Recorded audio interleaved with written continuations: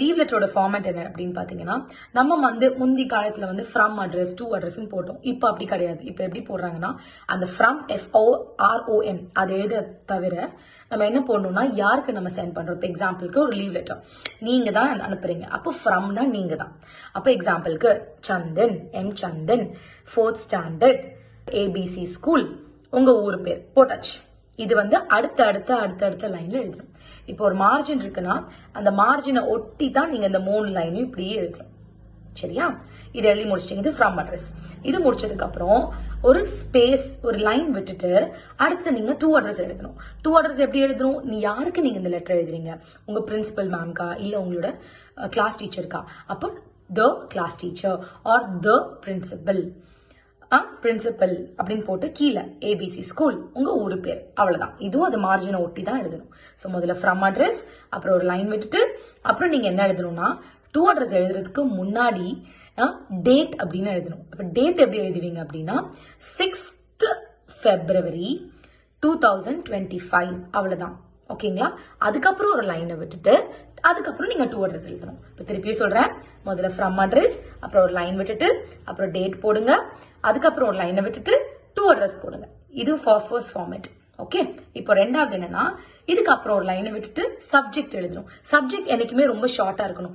ஏன் சப்ஜெக்ட் நம்ம எழுதுறோம் அப்படின்னா, இப்போ எக்ஸாம்பிளுக்கு பிரின்சிபல் மேம் இல்ல நம்மளோட கிளாஸ் டீச்சருக்கு நிறைய லெட்டர்ஸ் இல்ல நிறைய லெட்டர்ஸ் வந்துருந்துச்சுன்னா அவங்களுக்கு எவ்வளவு ஈஸியா இருக்காது எல்லா லெட்டர்ஸும் படிக்கிறதுக்கு. ஸோ உங்க சப்ஜெக்டை பார்த்துட்டு கண்டென்ட்டை பார்த்துட்டு சைன் பண்ணுவாங்க. ஸோ அதனாலதான் சப்ஜெக்டா ரிகார்டிங் இது, ரிகார்டிங் இது, ரிகார்டிங் இப்படி நீங்க ஈஸி அண்ட் ஷார்ட் அண்ட் சாஃப்டா போட்டீங்கன்னா so that people can easily read it. Okay. அடுத்தது சப்ஜெக்ட் எழுதுவீங்க. அதுக்கப்புறம் ஒரு லைனை விட்டுட்டு டியர் சார் ஒரு டியர் மேடம். இப்போ டியர் வந்து நீங்க போடலாம், ஃபார்மல் லாங்குவேஜ் ஆயிடுச்சு. ஓகேங்களா? ஸோ நீங்க டியர் வந்து உங்க நியர் அண்ட் ரிலேட்டிவ்ஸ்க்கு தான் போடணும்னு இல்லை, நம்ம யாருக்குனாலும் டியர் போடலாம். இல்ல எனக்கு வேண்டாம் மேம் அப்படின்னு நீங்க சொன்னீங்கன்னா ரெஸ்பெக்டட் மேம், ரெஸ்பெக்டட் சார் அப்படின்னு போடணும். அதுக்கப்புறம் பாடி ஆஃப் த லெட்டர் என்னைக்குமே 3 பேராகிராஃபா டிவைட் பண்ணும். Remember, body of the letter என்னைக்குமே 3 பேராகிராஃப்ஸ் டிவைட் பண்ணணும். சரியா? ஃபர்ஸ்ட் வந்து என்னது, இன்ட்ரோடக்ஷன் சொல்லுவாங்க. அதுக்கப்புறம் ஒரு லைனை விட்டுட்டு மிடில்னு சொல்லுவாங்க. அதுக்கப்புறம் ஒரு லைனை விட்டுட்டு கன்க்ளூஷன். இது எல்லாமே மார்ஜினை நீங்க ஒட்டி தான் எழுதணும். இண்டென்ட் அந்த கேப் விட்டு எழுதுவோம் இல்லையா, அது பண்ணக்கூடாது. சரிங்களா? நிறைய ஸ்கூல்ஸ்க்கு நிறைய போர்ட்ஸ்க்கு ஃபார்மேட் இருக்கு. இப்ப நான் சொல்ற போர்டு வந்து ICSE போர்டு. CBSEக்கும் இது ஃபார்மேட்னா நீங்க செக் பண்ணிக்கோங்க. பட் லெட்டர் ரைட்டிங்கோட ஃபார்மேட் இதுதான். அந்த ஸ்பேசிங் மட்டும் நீங்க செக் பண்ணிக்கணும். ஓகே? பிகாஸ் எல்லாத்துக்கும் உங்க மார்க்ஸ் கொடுப்பாங்க. சரி, ரைட். இப்போ நம்ம ஃபர்ஸ்ட் இன்ட்ரோடக்ஷன்ல என்ன எழுதணும் அப்படின்னா, I am so and so from this class studying in your institution. போதும். அடுத்த லைன்ல மிடில்ல நான் வந்து இந்த டேட்டுக்கு லீவ் எடுத்திருக்கேன் இல்ல எடுக்க போறேன், அதனால உங்க மீன்ஸ் இந்த டேட்டுக்கு கரெக்டா நீங்க டேட்ஸ் மென்ஷன் பண்ணிடணும். அதுக்கப்புறம் ஒரு லைனை விட்டுட்டு ப்ளீஸ் கைண்ட்லி கிவ் மீ இல்ல kindly give me permission for these 3 mention days, thank you, அவ்வளவுதான். சரிங்களா? இவ்வளவுதான் நீங்க எழுதணும்பா.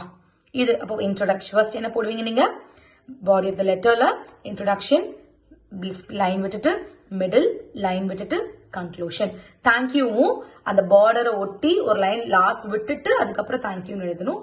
அதுக்கு கீழே யுவர்ஸ் ரெஸ்பெக்ட்ஃபுல்லி போட்டு உங்க பேர் போடுங்க, இல்ல பேரண்ட்ஸோட சிக்னேச்சர். உங்க பேர் போட்டுட்டு பேரண்ட்ஸோட சிக்னேச்சர்னு சைன்ல போடலாம். இப்போ ஃபார்மேட் பார்த்தாச்சு. இதுல மெயினா என்ன நம்ம கவனிக்கணும்னா, கமா எங்கேயும் நீங்க போடக்கூடாது.